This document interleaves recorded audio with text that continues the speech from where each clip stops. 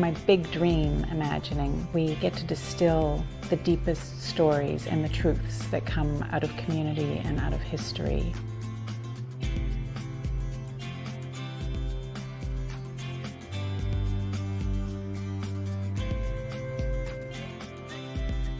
When we have our voices heard and have our messages heard, we become leaders.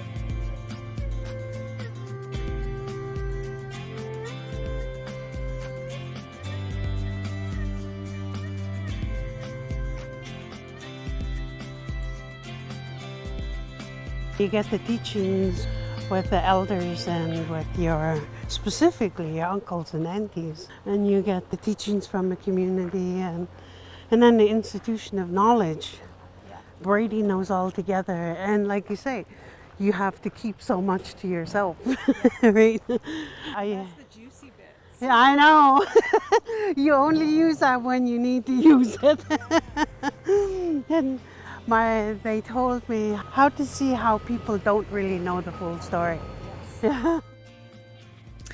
Yitzap Uweliel Siyaya Siem, Antha Jada Gabrielle Pape, Antha Woot Wasselwat. Hello, friends and relatives, respected people. This is the Drawing Wisdom podcast. We're recording on the unceded and occupied homelands of the Musqueam, the Squamish, and the Tsleil-Waututh people and their ancestors.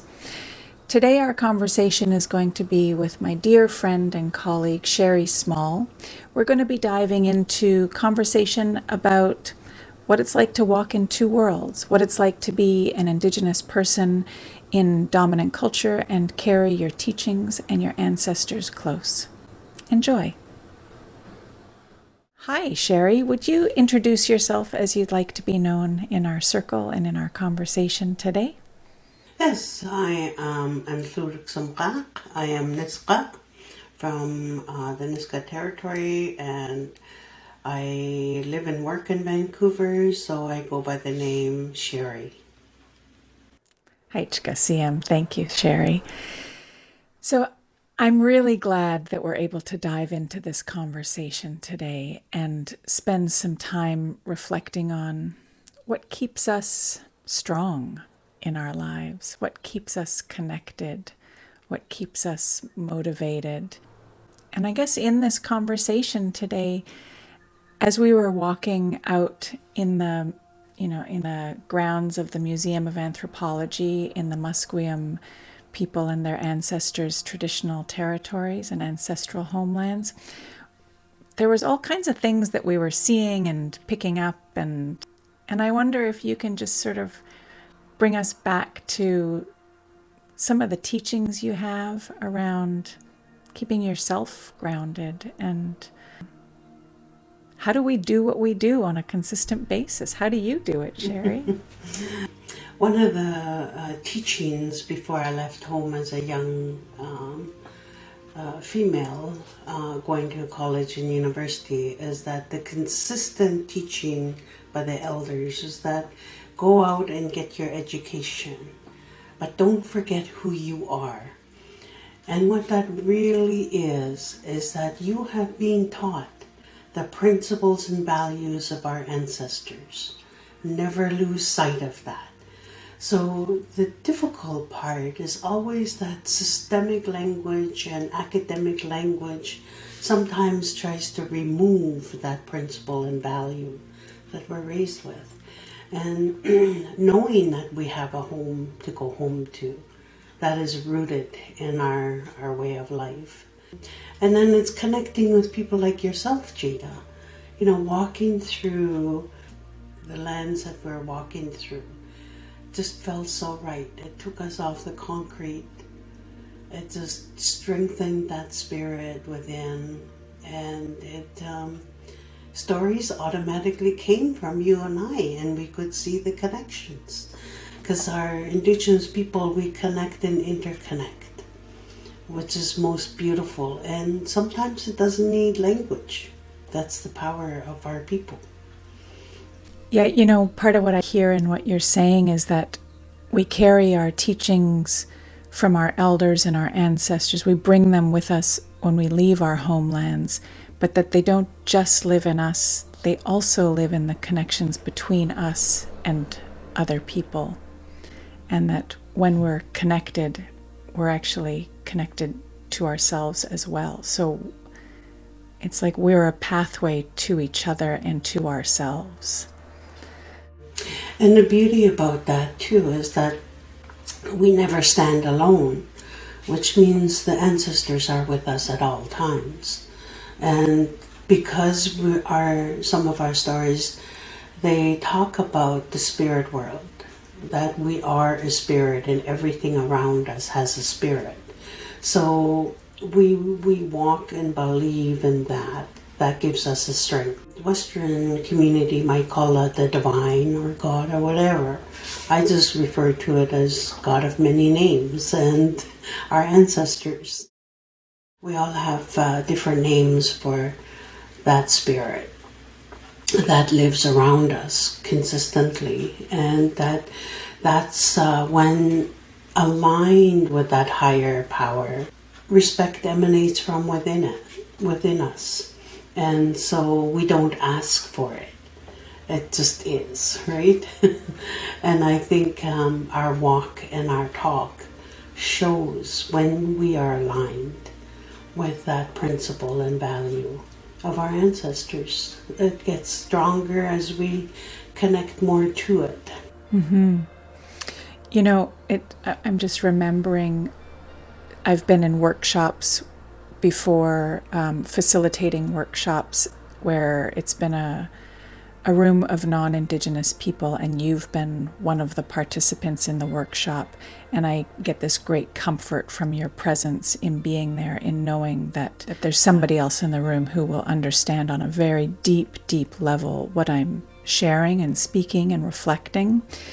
But also, when I come into those rooms, when I'm doing facilitations or teaching, if I'm sharing what is the subject matter of our people, I never feel like I'm walking in alone. I feel like, how do we all fit through the door? I've got so many ancestors who've come before me who are all muscling their way in with me, and I feel like I don't have to share anything, that they're there and they're sharing it, and it may come out of my mouth because that's, who people in the room can see, but I can feel the real strong presence. And so that's part of how I can get through in the world, is knowing who I belong to, knowing who I come from. And, that in a daily practice is, how I can show up is in prayer and in mindfulness and in that groundedness and connection. And I wonder, what are some daily practices that you use in moving through a colonized world? I do a lot of reflection, morning reflection. Sometimes it's, for me, when working, like in the morning, is really strong because the spirit is there.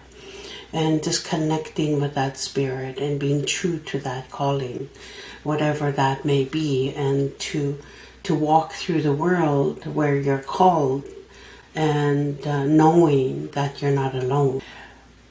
When I don't do that, and I'm amongst a diverse group of people, majority white, I could feel rage in me, and that's when I need a break. I need to reconnect. I need to gain strength. And so I have to have that private moment where I can call on the higher power to be with me and our ancestors, so that I gain that strength, that I'm not speaking just my truth. It allows us to speak that truth in a very comfortable way. And that's the beauty of our people, is that we only speak our truth, and we only share our truth. And how people take that is really theirs. It's not mine. And so I always have to remember my position and my responsibility. And I'm not there to educate or look after anybody else but myself. And that took years to understand that. But it's a practice of constantly doing over and over, and it's something like our storytelling. You got to do it over and over and over and over again to get the core of the message, because we don't take notes. Our notes are within our hearts and our minds. We feel it in our bodies and know what kind of responses to provide. So it's a lot of work. There's two different types of exhaustion. Sometimes when we work with the system, we refer to it as emotional labor, because we have to be put in a position of two worlds and we're constantly dancing in the two, right? And not everyone has to go through that.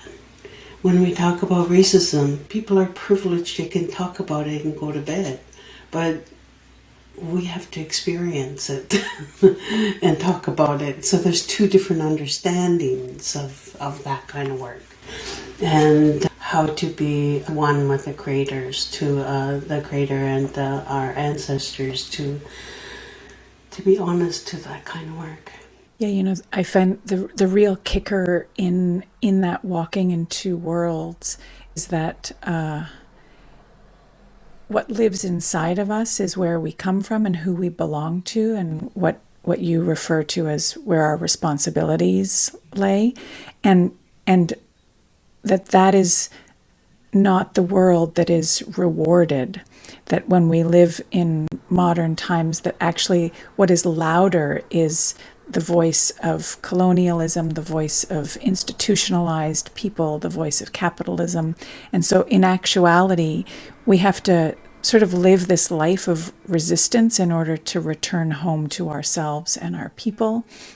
And I think that's where the exhaustion comes in, that they're like, I feel when you speak of that, I feel it like really in my bones and in my body. And also I think it is the daily contact and friendships with our people, and that sustains me, that I can draw on our teachings, because that's actually where the energy is and the power is in coming together around that.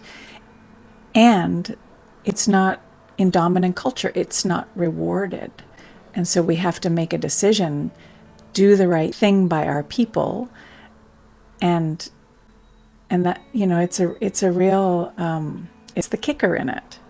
It's a daily struggle. And also there's nothing else in my mind for us to do but to draw on the wisdom of our people. That's true. Some of us are chosen to be in those two worlds and to work with people other than ourselves. And that in itself is a gift. It's a gift that we don't take lightly. I've been in circles where I've seen the gifts walk in a room of a group of white people. And I remember when you walked in, and I'm the only person in the room that's Indigenous. And you walk in and I could just feel the lightness, and I'm like, okay, I see somebody that's just like me. And where is that good spirit and of our ancestors? And it's so vitally important to continuously lift each other's up in this time and age, because we all bring a gift, and the gift comes differently. And to blow life into our teachings and strengthen each other, because the world needs us right now, needs us more than they ever have. And the door is open for that to happen, which is amazing. The accountability is really to ourselves and our ancestors. My evaluation piece is my ancestors. Am I doing them justice? Am I putting a pathway for the children yet unborn?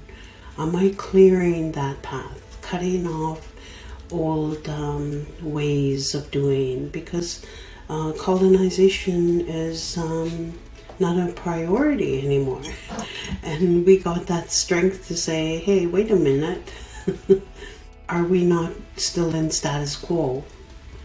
And it gets very uncomfortable for the people, which is good. I always say that's a good sign. If you're uncomfortable, that's a really good sign. That means you're going to move from status quo. And yay, pat yourself on the back. Because you're no longer going to be the same person you were 2 minutes ago. And it's beautiful. Don't you want to feel light and yeah, because I constantly, I'm being challenged right now with assisting in 3 words that for me, by choice, I choose these 3 words because I hear them. They're buzzwords right now, and that's inclusion, diversity, and equity. I'm looking forward to work to unpack that language so that we get to the authentic root meaning of it. And that it's not thinking that, if you hire me in the system, that's equity. No, that's not equity. We got to unpack that word. And so that we return to the universal language of respect, of compassion, and of love. And really, what does that really mean? And how does that feel? Because the services we provide today are not felt with love, respect, and compassion. And so UNDRIP is calling us to unpack that, which is exciting.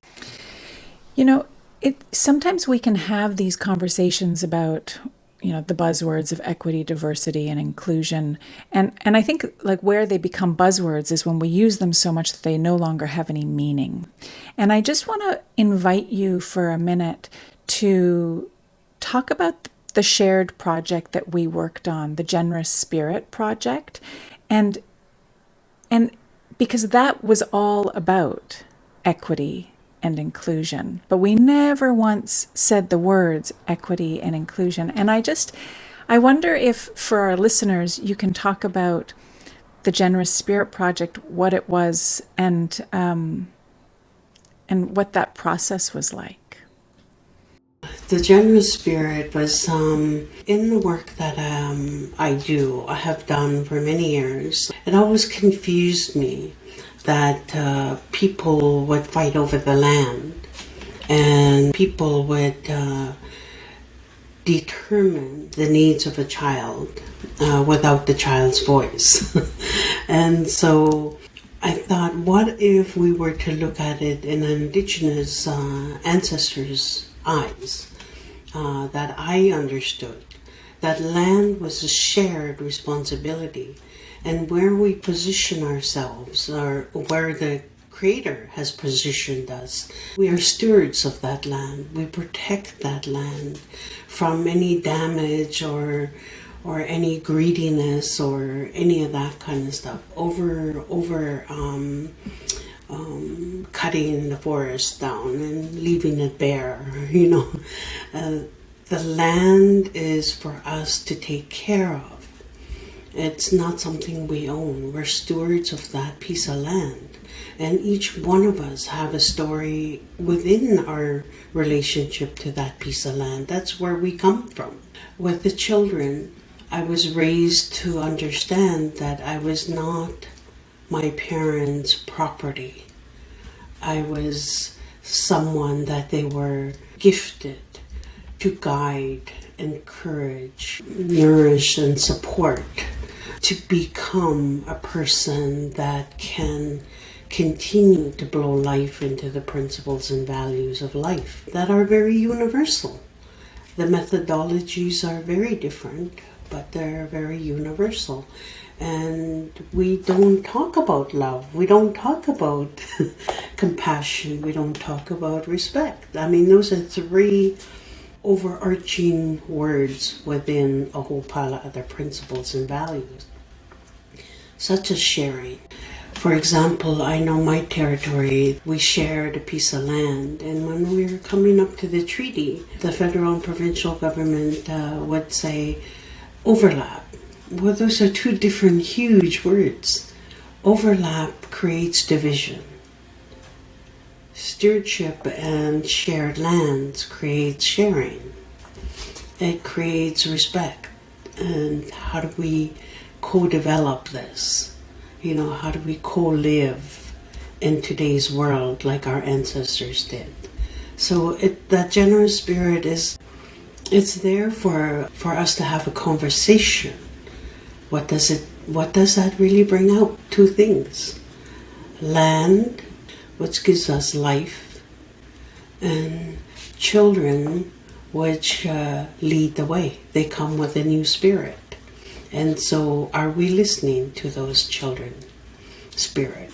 What are they telling us? What are they asking us? And so we hear with a different mindset and a different way of things of how do we respond to that need, because it's a different generation and they come with a stronger spirit than I have, because our ancestors come back through them. We also, when we're really present in our lives and present with children, we recognize that they're teaching us, because they're showing us what we're quite close to as we harden, as we get older. And so they'll remind us of play and of engagement and of honesty, and they'll give us all those core values. They're not using those words, but if we're present and we pay attention, kids are like a really good model for reciprocity, that they will be present with us, and that is just by being in the room with them, they're teaching us. And so if we pay attention, we'll be very good learners together. And that's what gets us to do so much of the work. And the Generous Spirit Project eventually became this lovely video that people could see and get inspired by without using a lot of the academic words.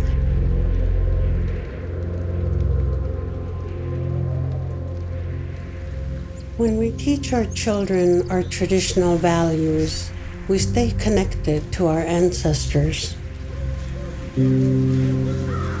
This makes children some of our most powerful teachers and healers.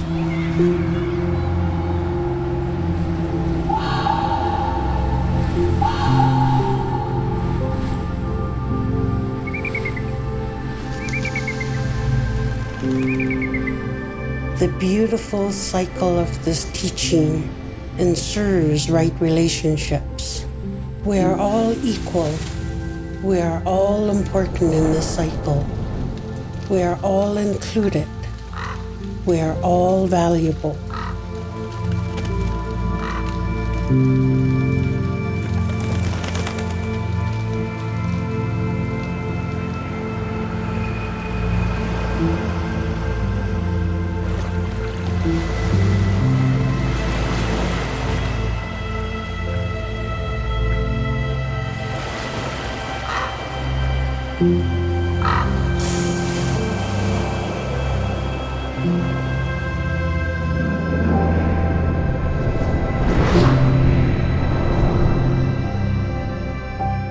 We are one heart, one mind.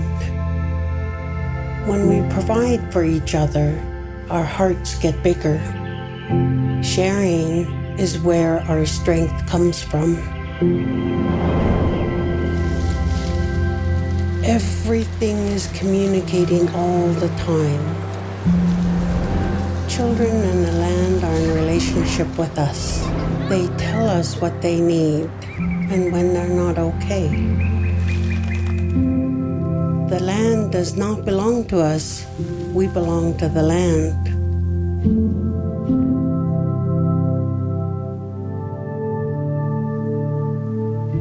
The children do not belong to us. We belong to the children.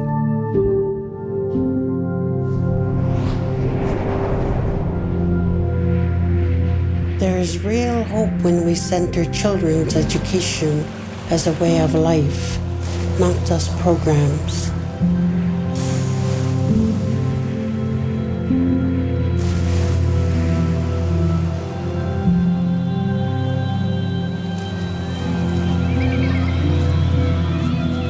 we stop labeling people as statistics, we start to see and understand the wisdom.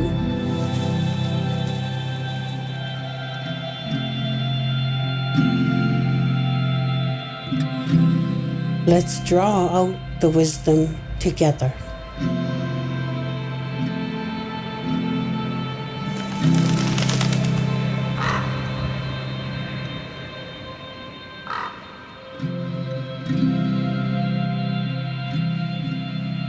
I think we know what happens with academic words and with our people, and I wonder if you want to speak about that.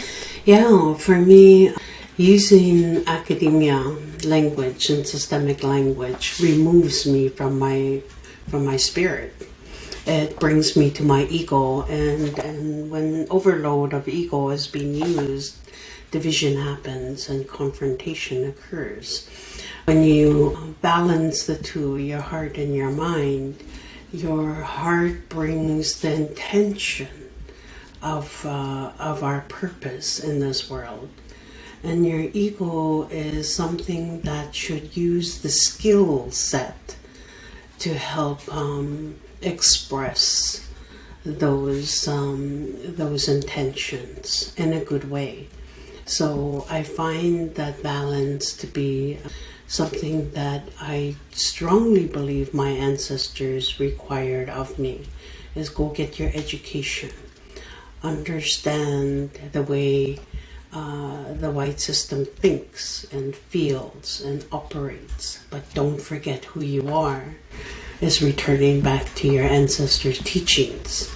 My people's way, it's called Ayuk, which is the laws of our people. And those laws of our people are for me to remember and to use on a daily basis. It never leaves me in everything that I do. And when I forget, it shows. It's not just on me. It's a shaming of my people, my mother and my father and my ancestors. Well, I reflect them. And so that's what it means. I do not stand alone. I better wear the right teachings and use the skill set of the white man so that it's understood by people. Because when I go home to my homeland, the teachings are spoke about differently. I speak amongst them differently. It's a very different conversation. But I guess that's what you would call coding. And so when I live in Vancouver and I work amongst non-Indigenous, it's a different conversation. It's a different way of expression. Because our code of conduct, our laws are sacred. We don't tell the whole story. And I think, Jada, when you and I were walking and our spirits really connected by the water, and we identified one piece of our stories, that how they interconnect with each other, and the laughter we had was so beautiful. That's when you know we've hit the core.